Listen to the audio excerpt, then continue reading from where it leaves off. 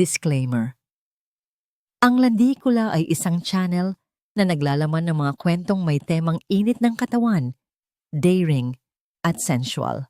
Lahat ng karakter, sitwasyon, at mga pangyayari sa kwento ay katang-isip lamang o di kaya'y binago para sa privacy ng sender ng liham at para sa entertainment purposes lamang. Hindi ito nilalayong mag-promote ng anumang uri ng maling gawi, pananaw, o immoral na kilos sa totoong buhay. Ang mga kwentong aming itinitampok sa aming channel ay para sa mature audiences lamang. Kung ikaw ay under 18, hinihiling naming huwag mo muna itong panoorin. Viewer discretion is advised. Sa Landikula, pinangangalagaan namin ang malikhain, pero responsableng storytelling. Tahimik siyang babae. Laging nakayuko, laging nag-iisa. Pero sa likod ng katahimikan niya, may ingay na hindi pwedeng marinig.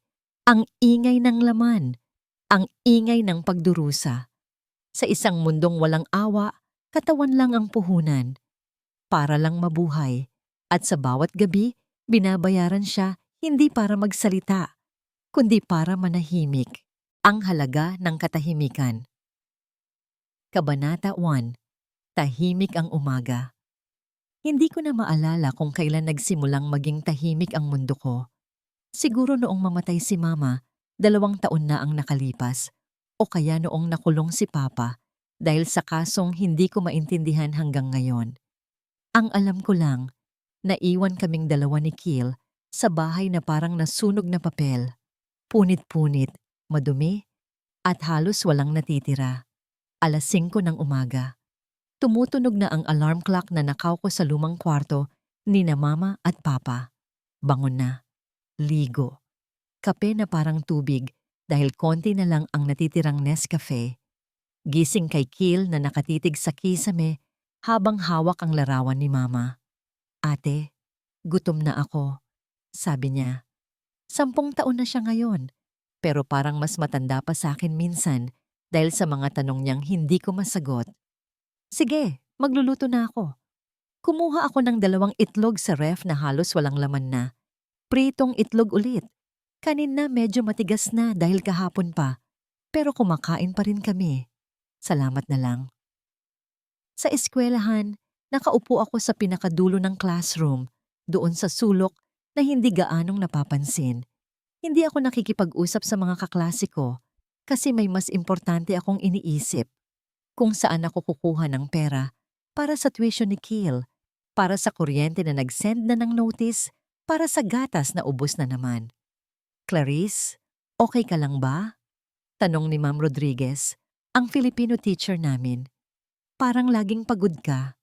Nginitian ko lang siya. Yung nangiti na sanay na ako gawin. Yung parang okay lang lahat, pero sa totoo, walang okay. Opo, ma'am. Nag-aaral lang po ng mabuti. Hindi niya na ako tinanong pa. Minsan mas maganda na lang na wag mo nang alam ang sagot sa mga tanong mo. Pagkatapos ng klase, uwi na naman. Pag-inom ng tubig.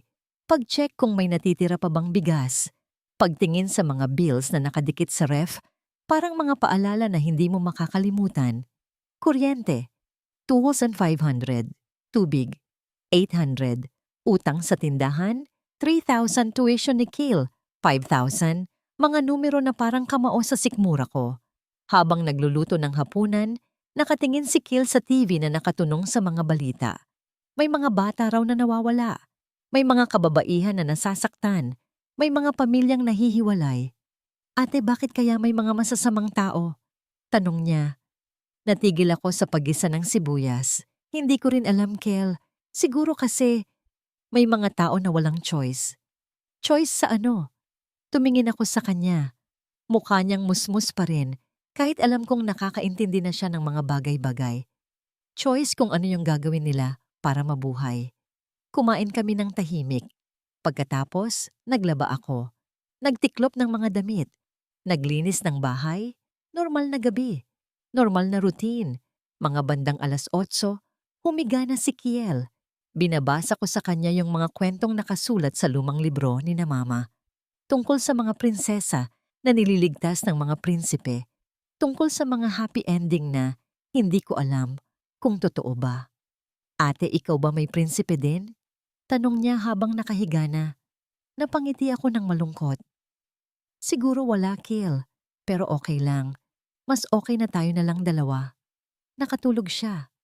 Ako naman, nakaupo sa sala, nakatingin sa bintana. May mga ilaw sa labas. May mga kotse na dumadaan. May mga taong papunta sa mga lugar na hindi ko alam. May mga buhay na patuloy. Habang sa loob ng bahay namin, parang natigil ang oras. Mga bandang 11:00, narinig ko yung tunog ng text sa cellphone ko. Lumang phone na binigay ni Papa bago siya nakulong. Mahina na ang battery, pero gumagana pa rin. Hi Clarice, nandito ako sa labas. Kailangan natin mag-usap. Kilala ko yung number. Si Sir Martin, yung dating guro ko sa senior high school. Yung laging nagpapabili sa amin ng kape tuwing break time.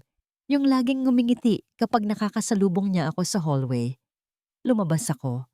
Tahimik. Walang ingay na magigising kay Kiel. Kabanata 2, mga gabi ng alok. Nakatayo si Sir Martin sa tapat ng gate namin. May dalang paper bag at nakangiti pa rin pero iba na yung nangiti niya. Parang may tinatago. Clarice, kumusta ka na? Tanong din niya. Ilang buwan na tayong hindi nagkita. Okay naman po ako, sir. Sagot ko. Hindi ko alam kung bakit siya nandito. Hindi ko alam kung bakit ako lumabas. Alam ko yung nangyari sa family ninyo. Sabi niya. Lumapit siya sa akin. Alam ko na hirap kayo ngayon. Si Kiel, nag-aaral pa ba? Tumango ako. Opo, grade 4 na po siya. Magkano ba yung tuition na niya? Yung sa private school ba yon? Nagtaka ako kung bakit niya tinatanong. Pero sumagot pa rin ako. 5 po. 5,000. Kumuha siya ng sobre sa paper bag. Heto, 5,000. Para kay Kiel. Hindi ko kinuha. Nakatingin lang ako sa sobre na hawak niya. Bakit po? Wala. Gusto ko lang tumulong. Nginitian niya ako ulit. Pero syempre, may kapalit. Doon ko naramdaman yung kakaibang kirot sa sikmura ko. Yung parang alam mo na yung susunod na mangyayari, pero ayaw mo pang tanggapin. Ano pong kapalit? Humakbang siya palapit sa akin. Amoy niya yung sigarilyo at cologne na mabango pero nakakaduwal. Isang gabi lang, Clarice. Tahimik lang tayo. Walang ibang makakaalam. Tumingin ako sa bintana ng bahay namin. Natutulog si Kiel doon. Nangangarap siguro ng mga bagay na hindi niya makakamit kung patuloy kaming maghihirap ganito. Hindi ko po kaya yon, sabi ko. Clarice. Hinawakan niya yung kamay ko. Tignan mo yung sarili mo. Tignan mo yung kapatid mo. Anong mangyayari sa inyo kung patuloy kayong ganyan? Ano? Maghihintay kayo na may tumulong? Walang tutulong sa inyo, anak. Sa mundo ngayon, kailangan mong gawin yung kailangan mo gawin. Naging tahimik ako. Sa loob ng isip ko, nagbibilang ako. Tuition ni Kiel, 5,000. Kuryente, 2,500. Tubig, 800. Bigas para sa isang buwan, 1,500. Gatas ni Kiel, 500. 10,000 lahat. 10,000 para sa isang buwan na hindi kami mag-aalala. Isang gabi lang po talaga? Tanong ko. Tumango siya. Isang gabi lang. Tapos na. Kinuha ko yung sobre. Mabigat yung pakiramdam ko, pero mas mabigat yung mga bills sa bahay. Mas mabigat yung pag-aalala na baka hindi na makapag-aral si Kiel. Saan po? May kakilala akong may motel. Malinis. Safe. Walang ibang makakaalam. Sumama ako sa kanya. Sa tricycle tahimik lang ako. Nakatingin sa mga ilaw na lumilipas. May mga tanong sa isip ko na ayaw kong sagutin. May mga damdamin na ayaw kong maramdaman. Sa motel, madilim ang hallway. Amoy ng mga lumulumang carpet at ng mga taong dumaan na. Amoy ng mga sekreto. Room 23. Sabi ni Sir Martin sa receptionist. Matandang babae na hindi tumitingin sa amin. Sanay na siguro sa mga ganito. Sa loob ng kwarto, may malaking kama na may kumot na puti. May TV na bukas, pero walang tunog. May electric fan na tumutunog ng maingay. Huwag kang mag-alala. sabi niya. Madali lang to. Pero hindi madali. Walang madali sa ginawa namin doon. Sa bawat minutong lumilipas, parang nababawasan ako ng mga parte ng sarili ko na hindi ko na maibabalik. Sa bawat hawak niya sa akin, parang nawawala yung batang si Clarice na naniniwala pa sa mga prinsipe at happy ending. Pagkatapos, binigay niya sa akin yung sobre. Salamat, Clarice. Alam kong hindi ito madali para sa'yo. Hindi ako sumagot. Kinuha ko lang yung sobre at umuwi. Sa bahay natutulog pa rin si Kiel. Nakahiga ako sa kama naming dalawa at tinitingnan yung kisame. May mga crack doon na hindi ko napapansin dati. May mga bitak na parang mga marka ng lahat ng mga pagkakabasag na nangyari sa buhay namin. Kinuha ko yung phone ko at nag-text kay Sir Martin. Hindi na po ako gagawin ulit yon. Sagot niya, okay lang Clarice, pero pag kailangan mo na naman ng pera, alam mo na kung saan mo ako makakakita. Hindi ko na siya nireplyan, pero alam ko na hindi doon natatapos ang lahat. Kinabukasan may nag-text sa akin. Hindi ko kilala yung number. Hi Clarice, si Mang Tony ako. Tindero sa palengke. Nakakuha ako ng number mo kay Sir Martin. Pwede tayo mag-usap? At doon nagsimula ang lahat. Kabanata 3, Bayad sa Katahimikan. 3 buwan na, simula noong unang gabi. 3 buwan na, hindi na ako yung dating Clarice na nag-aalala kung saan kukuha ng pera. Ngayon, may mga regular na kong kliyente. Si Mang Tony sa palengke. 3 beses sa isang buwan. Laging sa loob ng van niya sa likod ng public market. Amoy ng mga isda at karne, pero binabayaran niya ako ng 2,000 kada beses.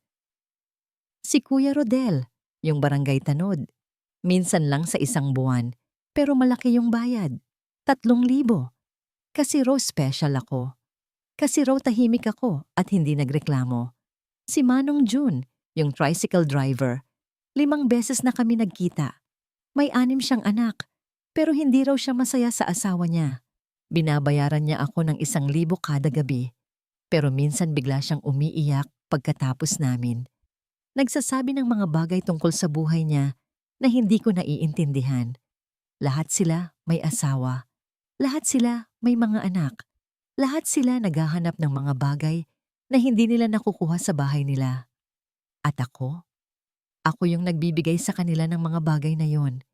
Hindi dahil gusto ko, hindi dahil masaya ako, kundi dahil kailangan ko ng pera. Sa umaga, normal pa rin ako. Gising, ligo, kape. Gising kay Kiel na hindi na tinatanong kung bakit may bagong sapatos siya o bakit may gatas na sa ref. Ate, bakit ka laging late natutulog? Tanong niya isang umaga. Nag-aaral ako ng late, Kiel, para maging honor student. Sagot ko. Ngumiti siya. Talino mo naman ate, sigurado ako magiging successful ka. Successful? Kung alam niya lang kung ano yung ginagawa ko para sa success na yon.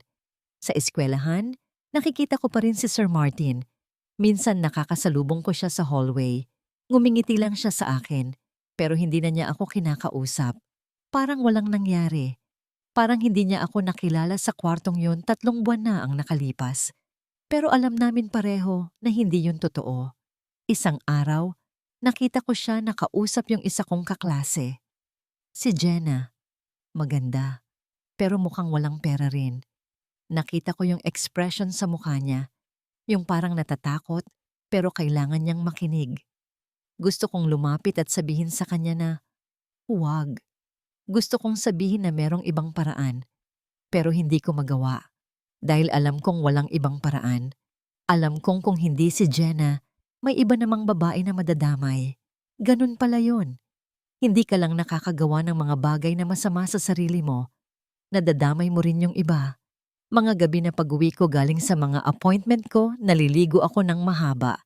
Ginamit ko lahat ng sabon na meron kami. Ginamit ko yung shampoo ni Mama na hindi ko pa nagagalaw simula noong namatay siya. Pero hindi nawala yung amoy. Hindi nawala yung pakiramdam na marumi ako. Minsan, habang naglalaba ako ng mga damit ko, nakita ko na may dugo sa underwear ko. Hindi dahil sa menstruation. Iba yung kulay. Iba yung dating. Naisip ko na baka may sakit na ako. Pero hindi ko pwedeng magpa-check up. Una, walang pera. Pangalawa, magtanong yung doktor. Pangatlo, baka malaman ni Kiel. Kaya tahimik lang ako. Laging tahimik. Isang gabi, habang tulog si Kiel, nakaupo ako sa tapat ng salamin. Tinitingnan ko yung sarili ko. 18 years old pa lang ako, pero parang matanda na yung mga mata ko. Parang may mga nakita na yung mga mata kong hindi na mapapabura. May mga pasa sa leeg ko mula kay Mang Tony. May mga marka sa binti ko mula kay Kuya Rodel. May mga bakas sa mga kamay ko mula kay Manong June na mahigpit mangawit. Ito na ba talaga ako? Ito na ba yung naging ako? Kinuha ko yung phone ko at nag-text sa lahat ng mga numero sa contacts ko. Hindi na ako available. Mga ilang minuto lang, sunod-sunod yung mga sagot. Mang Tony, bakit naman? May problema ba?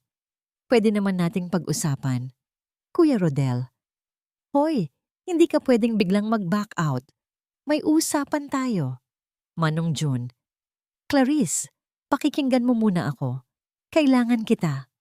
At yung pinaka nakakatakot na text? Mula kay Sir Martin. Clarice, alam mo ba kung ano ang pwedeng mangyari kapag nag-decide kang tumigil? Marami kang alam, marami kang nakita. Mas okay na patuloy mo lang ginagawa yung ginagawa mo. Doon ko na-realize na hindi pala ako pwedeng tumigil. Hindi dahil kailangan ko ng pera. Hindi dahil wala akong choice. Kundi dahil alam ko na yung mga sikreto nila. Alam ko na kung sino yung mga asawa nila. Alam ko na kung saan sila nakatira. Alam ko na kung ano yung mga ginagawa nila sa mga babaeng tulad ko. At sila rin, alam nila kung sino ako. Alam nila kung saan ako nakatira. Alam nila na may kapatid ako na 10 taon pa lang, kaya patuloy ako. Hindi dahil gusto ko, kundi dahil wala akong choice. Hindi dahil kailangan ko ng pera, kundi dahil ang katahimikan ko ay may halaga na. At binabayaran nila ako, hindi lang para sa katawan ko, kundi para sa mga salitang hindi ko sasabihin, para sa mga sekreto na hindi ko ikalat, para sa mga pangalan na hindi ko babanggitin. Ang katahimikan ko ang binabayaran nila. At yun pala yung pinakamahalagang commodity ko. Kabanata 4. Lihim sa loob ng kwarto 6 na buwan na simula noong nagsimula ang lahat. 6 na buwan na hindi na ako nag-aalala sa mga bills. May nakuhang kami na refrigerator na second hand. May bagong TV si Kiel. Nakabili na ako ng mga libro para sa school. Sa mata ng mga tao, nag-improve yung buhay namin. Pero sa loob ko, parang nababawasan ako araw-araw. Isang gabi, may bagong text sa phone ko. Hindi ko kilala yung number, pero iba yung dating ng message. Good evening, Miss Clarice. Mayor Villarreal dito. Nakakuha ako ng number mo mula sa isang kaibigan. May importante akong gusto sana nating pag-usapan. High-paying opportunity. Confidential. Mayor Villarreal, kilala ko yung pangalan na yon. Nakikita ko siya sa mga tarpaulin sa mga kalsada. Nakikita ko siya sa TV kapag may mga opening ng mga proyekto. Matandang lalaki na laging nakangiti sa kamera, pero may mga kwentong kumakalat tungkol sa kanya na hindi magaganda. Hindi ako nag-reply agad. May mga kliyente na ako na mahirap pakisamahan, pero politiko? Ibang level yon. Kinabukasan, may nag-knock sa gate namin. Isang lalaki na nakabarong at may dalang bulaklak. Ikaw ba si Miss Clarice? Tanong niya. Galing sa mayor. Sabi niya ipaabot ko sa'yo to. Kinuha ko yung bulaklak. May kasamang card. Para sa pinakamahalagang meeting ng buhay mo. Tonight, 8 p.m., Madison Hotel, Room 105. MV, alam kong hindi ako pwedeng tumanggi. Hindi sa mayor. Hindi sa taong may power na makakaapekto sa buhay namin. Mga 8:00 ng gabi, nakarating ako sa Madison Hotel. Una kong beses na makapasok sa ganong klaseng lugar. Sobrang ganda ng lobby. May mga chandelier na parang nakikita ko lang sa mga movies. May mga taong nakadamit na mahal na mahal. At ako, nakasimple lang na dress na binili ko sa Tiangge. Pero tinry kong magmukhang decent. Room 1205. Kumatok ako. Pasok! Sagot nung nasa loob. Pagkabukas ko ng pinto, nakita ko si Mayor Villarreal na nakaupo sa sofa. Mataba siyang lalaki na mga 60s na ang edad. May suot na polo na pula at may hawak na baso ng alak. Clarice, ikaw pala yung bata na yon. Tumayo siya at lumapit sa akin. Maganda ka nga. Tama yung nagsabi sa akin. Hindi ko alam kung sino yung nagsabi sa kanya tungkol sa akin. Hindi ko alam kung paano niya ako nakuha yung number ko. Pero nandito na ako. Umupo ka muna. Gusto mo bang uminom? Inofferan niya ako ng wine. Hindi po. Salamat. Sige, diretso na tayo sa business. Umupo siya sa tapat ko. Alam mo ba kung sino ako? Opo, kayo po yung mayor. Tama. At bilang mayor, may mga bagay ako na ginagawa na hindi dapat malaman ng ibang tao. Gets mo ba yon? Tumango ako. Magkano ba usually yung binabayad sa'yo? Po? Yung mga kliyente mo, magkano binabayad nila? Nalungkot ako na alam niya kung ano yung ginagawa ko.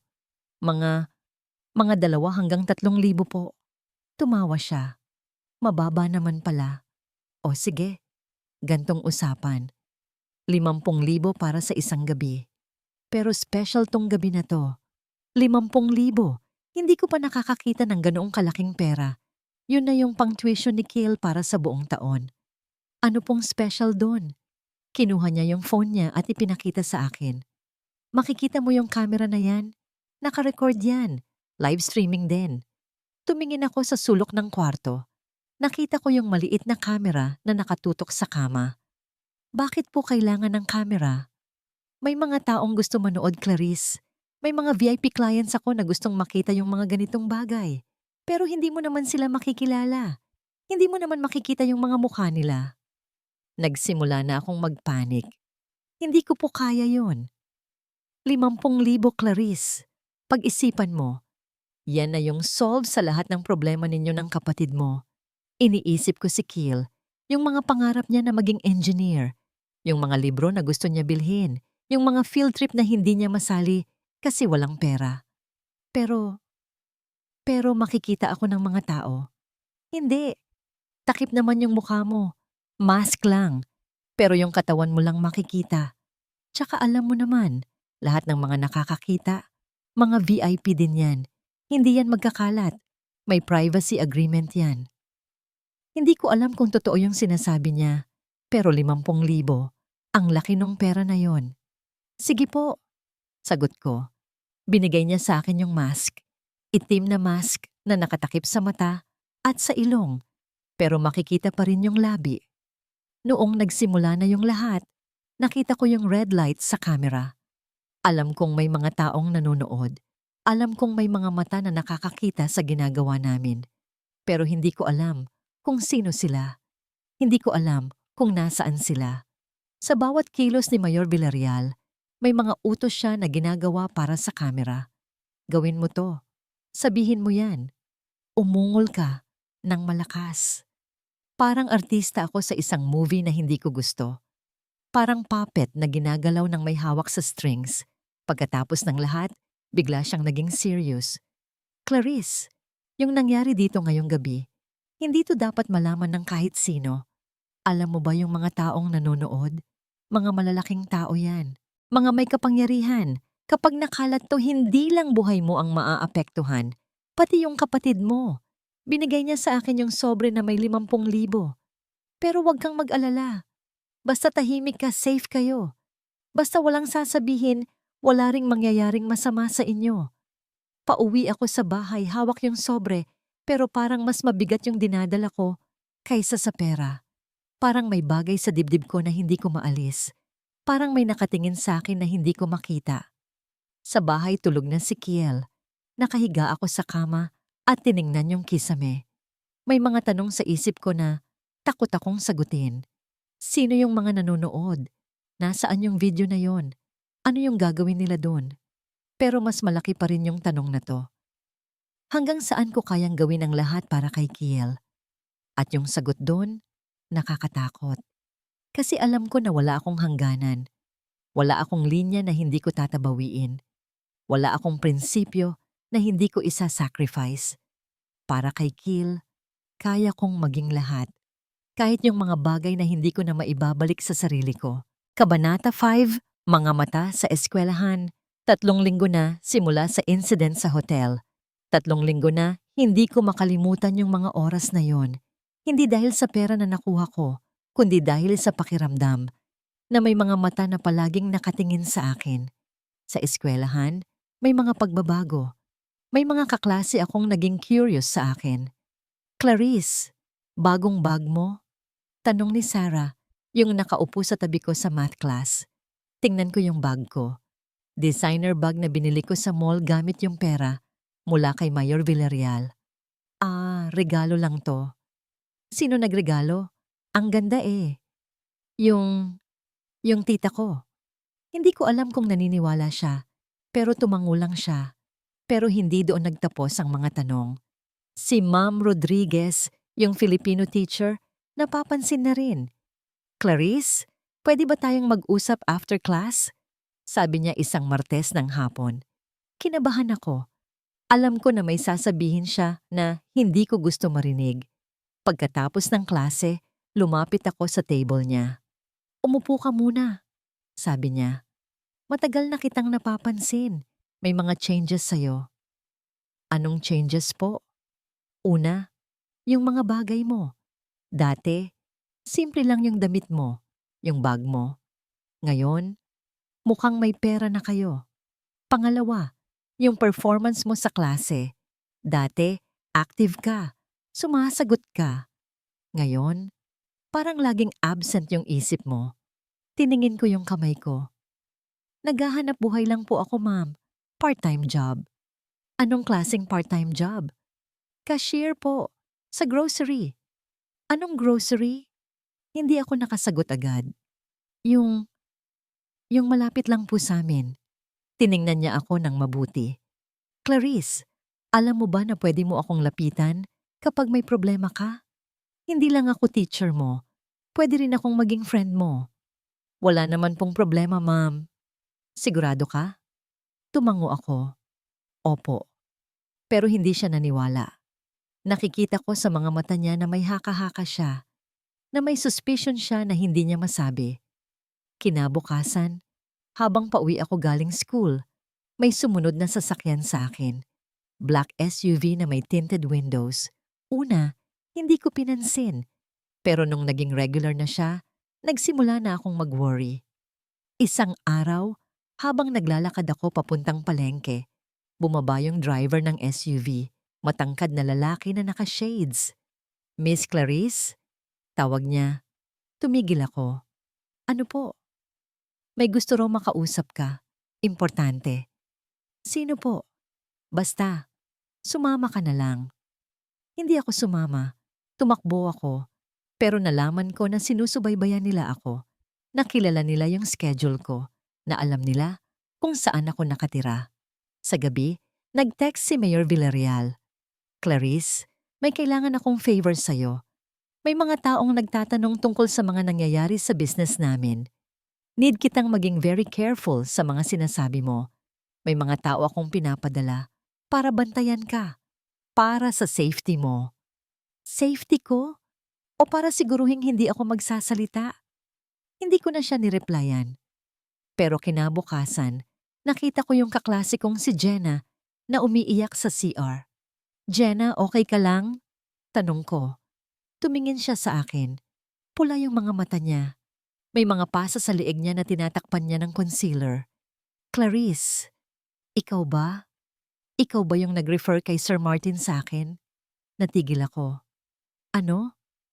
Sabi niya may nagsabi sa kanya na kailangan ko ng pera, na pwede niya akong tulungan. Tapos, hindi niya natapos yung sinasabi niya kasi umiyak na naman siya. Jenna, hindi ako yon. Pero kilala mo siya, di ba? Kilala mo yung ginagawa niya? Hindi ko masagot. Alam kong hindi ako pwedeng magsalita. Alam kong may mga taong nakikinig. Alam kong may mga consequences kapag nagsalita ako. Hindi ko alam kung ano yung sinasabi mo. Sagot ko. Tumingin siya sa akin ng masama. Sinungaling ka. Umalis siya sa CR. Naiwan akong nakatingin sa salamin. Nakita ko yung sarili ko. Yung mga mata na puno ng mga sikreto. Yung mga labi na sanay na magsinungaling. Yung mukha na hindi ko nakilala. Pauwi ako.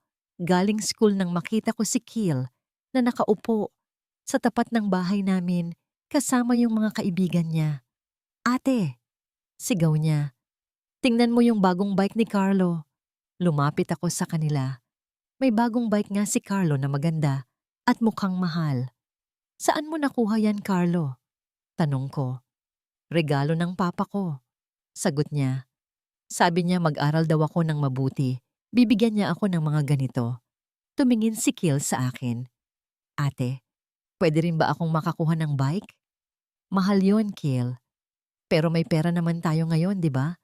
Nakikita ko na may mga bagong gamit tayong nabibili. Hindi ko alam paano siya sasagutin.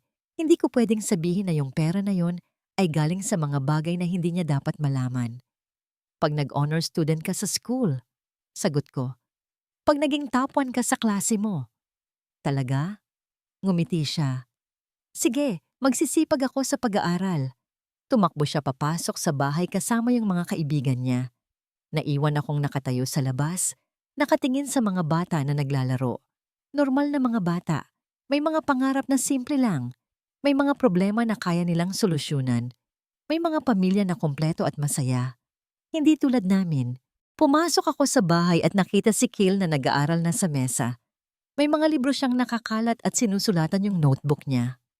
Ate, ano po yung ibig sabihin ng integrity? Tanong niya. Natigil ako sa paglalakad. Saan mo yan narinig? Sa values education po namin. Sabi ni teacher, yung integrity daw ay yung pagkakaroon ng magagandang asal at pagiging tapat sa sarili. Ate, meron ka bang integrity? Tumingin ako sa kanya. Nakangiti siya habang naghihintay ng sagot ko. Walang alam sa lahat ng mga ginagawa ko. Walang alam sa mga sikreto na dala ko araw-araw. Siyempre meron, sagot ko. Sabi ni teacher, kapag may integrity ka, hindi ka gagawa ng mga masasamang bagay kahit wala yung ibang nakakakita sa'yo. Tama yung teacher mo. Ate, lagi ka naman may integrity, no? Kasi mabait ka eh. Nginitian ko siya. Pero sa loob ko, parang may sumaksak na matulis. Kasi alam kong wala na akong integrity.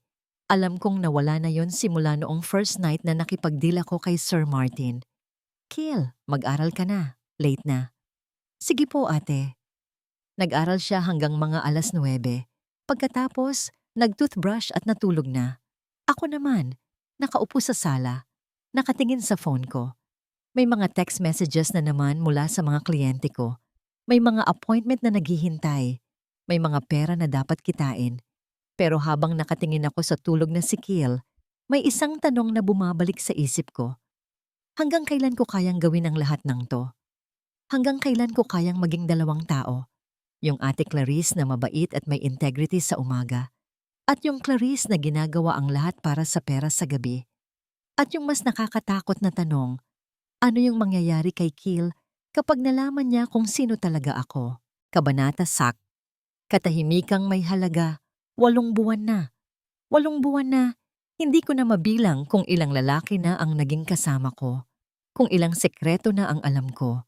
Kung ilang beses na akong naging ibang tao para sa ibang tao.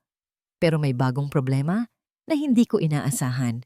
Isang umaga, habang nagsasaing ako, biglang nahilo ako. Sinuka ko lahat ng kinain ko kagabi. Naging weak ako at hindi ko magawa yung normal na routine ko. Ate, okay ka lang? Tanong ni Kiel. Mukha kang masama ang pakiramdam. Okay lang ako. Siguro nahilo lang dahil sa init. Pero hindi lang iyon.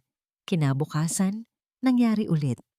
At sa mga sumunod na araw, mas lalo pang lumala. Hindi ko mawala sa isip yung possibility na buntis ako. Pero hindi ko gustong maniwala. Hindi ko gustong tanggapin. Pero mga 2 linggo na ang nakalipas at hindi pa rin ako dinadatnan. Laging sumasama ang pakiramdam ko sa umaga. Laging pagod ako. Isang hapon, habang nag-aaral si Kiel, Lumabas ako at bumili ng pregnancy test sa malapit na pharmacy. Kinabahan ako na baka makita ako ng kilala ko, pero kailangan kong malaman. Sa bahay, sa CR, ginawa ko yung test. Positive. Nakatingin ako sa maliit na plastic na may 2 linya. 2 linya na magbabago sa lahat ng plano ko. Sa lahat ng ginagawa ko. Umupo ako sa sahig ng CR at nagsimulang umiyak. Hindi yung malakas na iyak na maririnig ni Kiel. Yung tahimik na iyak na sanay na akong gawin. Buntis ako. Pero hindi ko alam kung sino yung ama. Pwedeng si Mang Tony. Pwedeng si Kuya Rodel. Pwedeng si Manong June. Pwedeng si Mayor Villarreal. Pwedeng yung mga ibang kliyente na hindi ko na maalala ang mga pangalan. Kung sino man yung ama, may asawa siyang iba. May mga anak na siyang iba. At ako, wala akong karapatan na magsabi kung sino siya. Kinabukasan, nag-text ako sa lahat ng mga kliyente ko na hindi muna ako available. Kailangan kong mag-isip. Kailangan kong makagawa ng desisyon. Pero 3 araw pa lang, sunod-sunod na yung mga text at tawag. Si Mayor Villarreal. Clarice, may emergency meeting tayo. VIP client from Manila. Malaking pera. Si Mang Tony. Clarice, saan ka na? May anniversary kami ng asawa ko next week. Kailangan kita. Si Kuya Rodel. Hoy, bakit ka nawawala? May mga tao na akong kasama. Gusto ka makita. Hindi ko masagot yung mga messages. Kasi paano ko sasabihin sa kanila na buntis ako? Paano ko sasabihin na isa sa kanila ang ama ng dinadala ko? Isang gabi, narinig ko si Kiel na nag-aalala. Ate, bakit ka hindi kumakain ng maayos? Tanong niya habang naghapunan kami. Wala. Nasusuka lang ako lately. Baka may sakit ka? Pwede naman tayong pumunta sa doktor. Hindi. Okay lang ako. Pero ate, takot ako na may mangyaring masama sa'yo. Tiningin ko siya.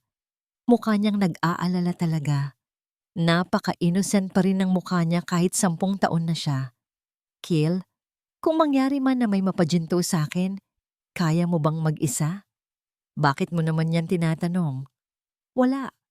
Hypothetical question lang. Hindi ako kaya mag-isa, ate. Ikaw lang ang meron ako. Ikaw lang ang family ko. Doon ko na-realize na hindi ko pwedeng mawala sa buhay niya. Hindi ko pwedeng pabayaan siya. Kahit anong mangyari sa akin, kailangan kong maging okay para sa kanya. Kaya naman kinabukasan, nag-reply na ako sa mga messages. Pero may kondisyon ako. Hindi na ako pwedeng makipag-meet ng regular. Hindi na ako pwedeng gawin yung mga ginagawa ko dati. Kailangan kong maging mas careful. Pero syempre, hindi yun yung gusto nilang marinig. Si Mayor Villarreal, nag-schedule ng meeting sa hotel. Pero hindi para sa usual na arrangement. Para raw sa business discussion. Nakatanggap ako ng text. Clarice, room 205, 8 p.m. May mga importanteng tao akong kasama. Wear something nice. Pumunta ako. Kahit alam kong hindi maganda yung mangyayari. Sa hotel room, hindi lang si Mayor Villarreal yung nandoon. May 3 ibang lalaki na nakasuit. Matandang mga lalaki na mukhang mayayaman. Clarice, halika dito. Meet my friends, sabi ni Mayor Villarreal. Lumapit ako sa kanila. Nakita ko yung mga mata nila na tumitingin sa akin parang merchandise. Gentlemen, ito si Clarice, yung special talent na sinasabi ko sa inyo. Very nice, sabi ng isa. Mukhang bata pa. 18, sagot ni Mayor Villarreal. Legal.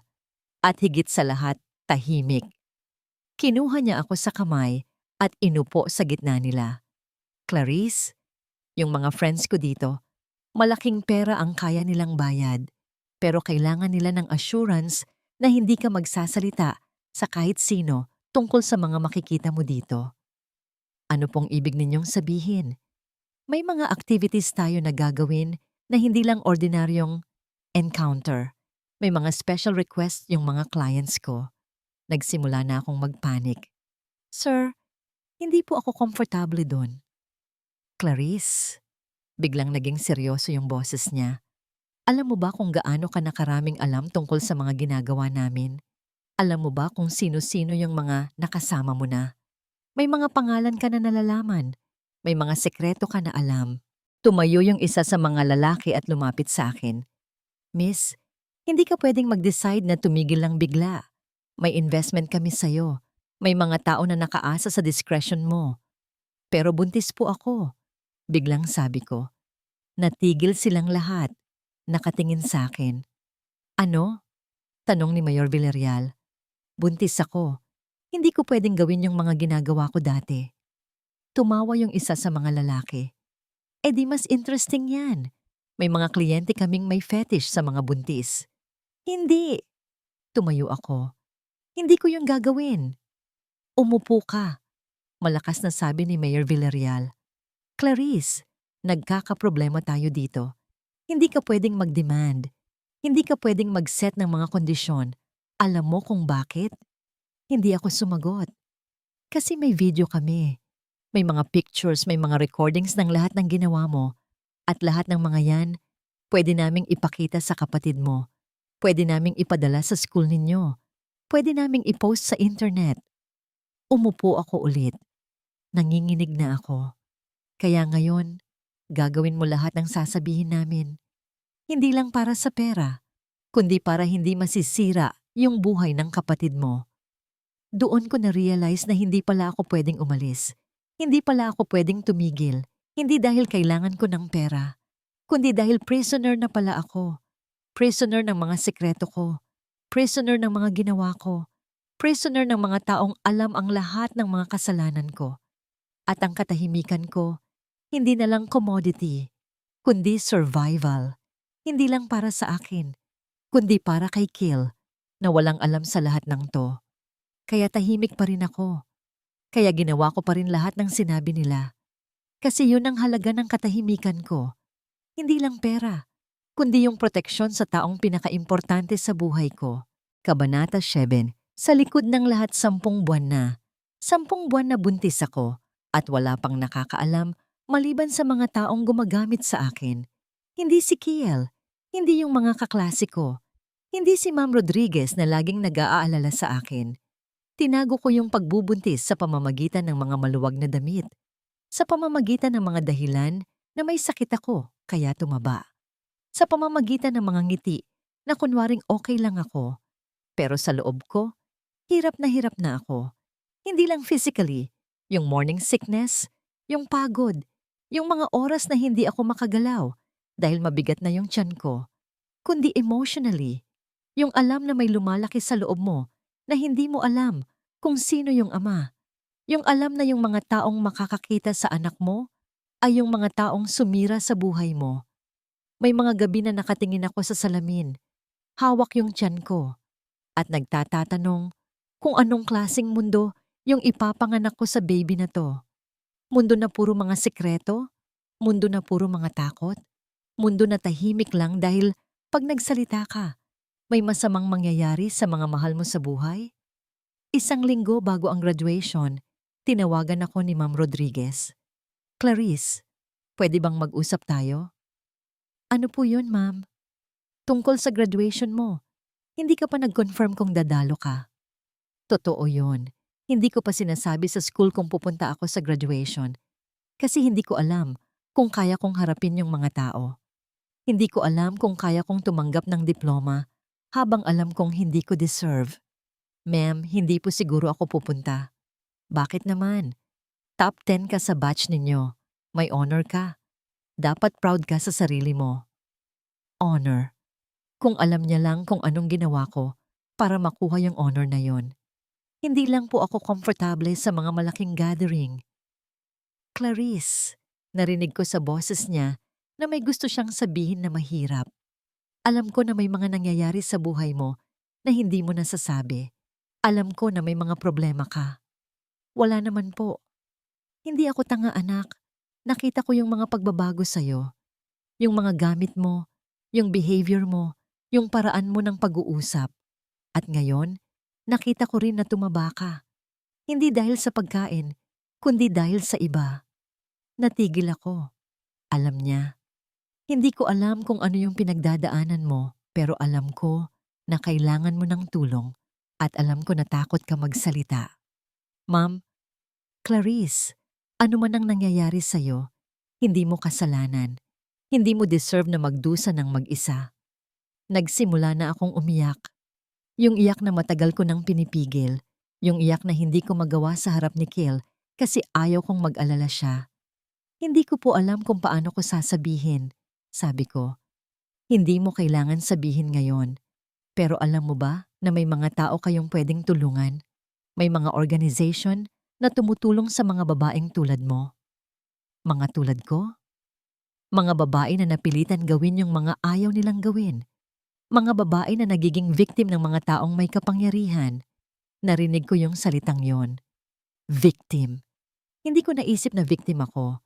Kasi sa sarili ko, desisyon ko yung ginawa ko. Choice ko yung lahat ng nangyari. Pero ngayon na narinig ko yung word na yon, parang may nabuo sa loob ko. Parang may naging clear na hindi ko nakita dati. Ma'am, pero may mga tao na maaapektuhan kapag nagsalita ako. Sino? Si Kiel, yung kapatid ko. Tsaka, may mga video sila. May mga picture kapag nagsalita ako. Kalat nila yon. Clarice, yung mga taong gumagawa ng ganyan, ginagamit nila yan para kontrolin ka, para takutin ka. Pero may mga paraan para ma-protect kayo. Hindi ako nakapagsalita. Kasi part of me, gustong maniwala sa sinasabi niya. Pero part of me rin, takot na baka mas lalo pang gumulo ang lahat. Isipin mo lang, okay? At kung ready ka na, nandito lang ako. Pagkatapos ng call, umupo ako sa kama at nag-isip ng matagal. May ilang araw na lang bago ang graduation. May ilang araw na lang bago maging officially na graduate ako ng high school. Pero ano bang mangyayari pagkatapos nun? Patuloy ba akong maging ganito? Patuloy ba akong maging tahimik habang ginagamit nila ako? Habang lumalaki yung anak ko sa mundo ng mga sikreto. Isang gabi, habang tulog si Kiel, lumabas ako at nagtungo sa malapit na simbahan. Halos wala ng tao. Madilim, maliban sa mga kandila na nakalight sa harap ng altar. Umupo ako sa pinakadulo ng pew at tumingin sa krus na nakasabit sa harap. God, bulong ko. Hindi ko alam kung naririnig mo pa ako. Hindi ko alam kung may karapatan pa akong mag-pray sa'yo after ng lahat ng ginawa ko. Tumigil ako kasi hindi ko alam kung ano yung susunod na sasabihin ko. Pero kung naririnig mo man ako, tulungan mo lang akong maging matatag. Hindi para sa akin, kundi para sa baby na to at para kay Kiel. Nanatili ako doon ng matagal. Hindi umiiyak, hindi nagsasalita. Nakaupo lang, nakikinig sa katahimikan ng simbahan. At sa katahimikan yon, may narealize ako. Yung katahimikan na ginagamit ko para protektahan yung mga mahal ko sa buhay, yun din yung pumipigil sa akin na makakuha ng tulong. Yun din yung nagiging dahilan kung bakit patuloy akong nagiging victim. Siguro, may mga oras na hindi katahimikan yung kailangan. Siguro may mga oras na kailangan mong magsalita, kahit na nakakatakot. Pero hindi pa ako ready. Hindi pa ngayon. Kaya umuwi ako sa bahay at patuloy kong ginawa yung ginagawa ko araw-araw. Nag-alaga kay Kiel, nagtago ng pregnancy ko, nagpretend na okay lang ako. Pero sa loob ko, may nabago na. May natanto na ako na hindi ko pwedeng habang buhay na ganito. Kasi yung anak na malapit na ipanganak ko, deserve niyang lumaki sa mundo na hindi puro takot. Deserve niyang lumaki na may nanay na matapang, hindi yung nanay na laging nakatago sa likod ng katahimikan. At si Kiel, deserve niyang magkaroon ng ate na totoo. Hindi yung ate na puro kasinungalingan. Kaya habang hinihintay ko yung araw na malakas na ako, ginagawa ko yung mga kaya ko. Nag-iipon ng lakas, nag-iipon ng information, nag-iipon ng mga proof. Kasi alam ko na dadating yung araw na kailangan kong magsalita. Dadating yung araw na kailangan kong lumaban. Hindi lang para sa sarili ko, kundi para sa lahat ng mga babaeng tulad ko na nagiging tahimik dahil walang choice. Para sa lahat ng mga anak na ipapanganak sa mundo ng mga sekreto. Para sa lahat ng mga kapatid na walang alam sa mga ginagawa ng ate nila para sa kanila. At para sa lahat ng mga lalaki na akala nila ay pwede nilang bilhin ang katahimikan ng mga babae. Dadating ang araw na magsasalita ako. Dadating ang araw na hindi na ako tahimik. Pero habang hindi pa yon, ginagawa ko yung ginagawa ko. Dahil yun ang paraan ko ng survival.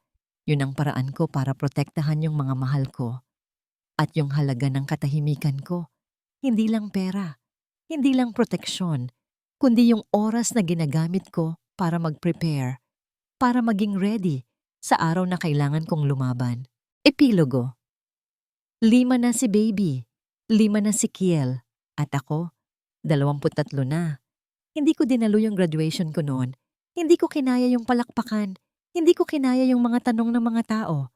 Pero ngayon, habang nakaupo ako sa sala ng small apartment namin, hawak si baby habang naglalaro si Kiel sa sahig. Alam ko na tama yung desisyon ko. Hindi dahil proud ako sa mga ginawa ko, hindi dahil walang regrets ako, kundi dahil natuto ako na ang katahimikan ay may iba't ibang meaning. Minsan, ang katahimikan ay weakness. Yung tipo ng katahimikan na ginagamit mo para hindi ka makakuha ng tulong na kailangan mo. Minsan, ang katahimikan ay survival. Yung tipo ng katahimikan na ginagamit mo para protektahan yung mga mahal mo sa buhay. Pero minsan, ang katahimikan ay preparation. Yung tipo ng katahimikan na ginagamit mo habang nag-iisip, habang nagpaplano, habang naghihintay ng tamang oras para magsalita. At ngayon, ready na ako. Hindi pa ako nagsasalita. Hindi pa ako nagre-report sa mga taong nanakit sa akin. Hindi pa ako naglalabas ng mga sekreto na alam ko.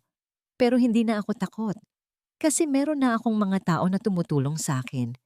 May mga abogado na willing makipag-usap sa akin. May mga organization na nagsasabi na pwede nilang protektahan yung mga anak ko habang ginagawa yung legal na proseso. At higit sa lahat, natuto na si Kiel na magtanong. Natuto na siyang hindi makontento sa mga sagot na hindi totoo. Ate, sabi niya kanina, bakit mo hindi sinasabi sa akin kung sino yung daddy ni baby? Kasi complicated, Kiel. Complicated paano? Tiningnan ko siya. 15 taon na siya ngayon. Hindi na yung batang 10 taon na walang alam sa mundo.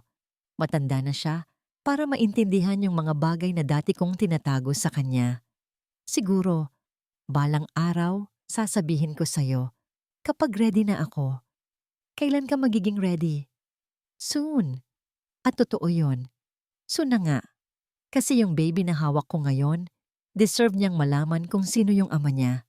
Deserve niyang malaman yung totoo, kahit na masakit.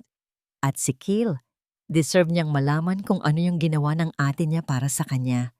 Deserve niyang malaman yung sacrifices, yung mga desisyon, yung mga pagkakamali. Hindi para gumaan yung conscience ko, hindi para gumaan yung guilt na dala ko, kundi para matuto silang dalawa na sa buhay, may mga oras na kailangan mong lumaban. May mga oras na hindi enough yung katahimikan. May mga oras na kailangan mong magsalita, kahit nakakatakot. Kasi yung mga taong nanakit sa mga babae tulad ko, patuloy silang gagawa nun habang walang sumasalita. Patuloy silang makakakuha ng mga bagong victim habang nakakatakas sila sa mga ginagawa nila. At hindi ko hahayaan yon, hindi para sa akin, kundi para sa mga susunod na babae na pwedeng mapadamay. Para sa mga susunod na ate na pwedeng mapilitan gawin yung mga ginawa ko. Kaya habang kumakain kami ng hapunan ngayong gabi, tiningnan ko si Kiel at si baby. At sabi ko, may kwento ako na gusto kong ikwento sa inyo.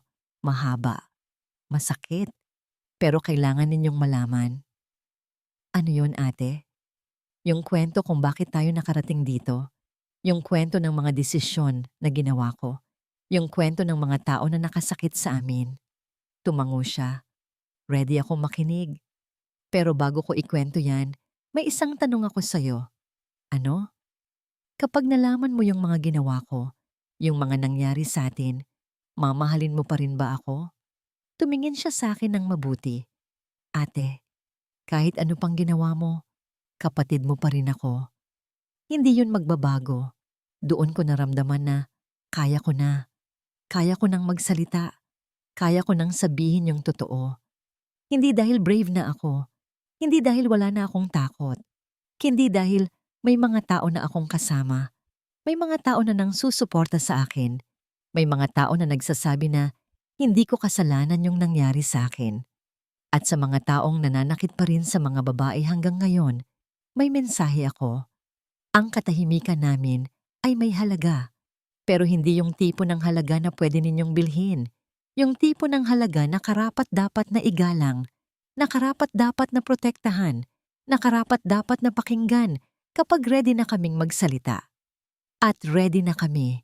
Ready na kaming magsalita. Ready na kaming lumaban. At ready na kaming ipagtanggol yung mga babaeng susunod pa. Kasi yun ang tunay na halaga ng katahimikan. Hindi yung pagiging tahimik para sa iba, kundi yung pagiging tahimik para sa sarili, habang nag-iisip kung paano mo gagamitin yung boses mo para sa mga taong walang boses. Tapos,